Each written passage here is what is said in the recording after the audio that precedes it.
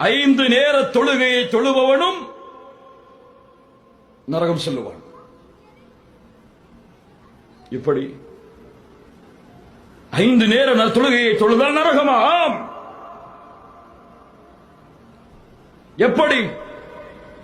فخلف من بعدهم خلف أضاعوا الصلاة واتبعوا الشهوات فسوف يلقون غيا.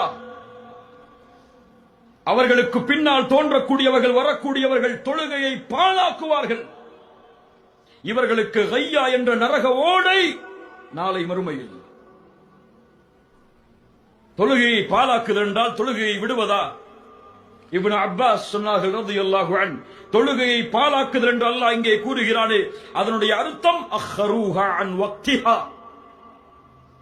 அதனுடைய வக்தில் இருந்து தொழுகையை தாமதப்படுத்துவான்.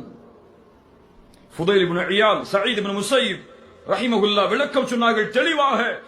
துஹரை அஸருடைய நேரத்தில் தொழுவான், அஸரை மக்ரிபுடைய நேரத்தில் தொழுவான், ஃபஜ்ரை சூரியன் உதயமானதற்கு பிறகு தொழுவான்.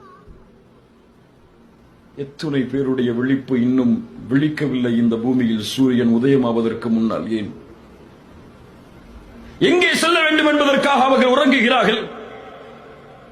எதை அடைய வேண்டும் என்பதற்காக இவ்வளவு சிரமப்படுகிறார்கள். ஏன்?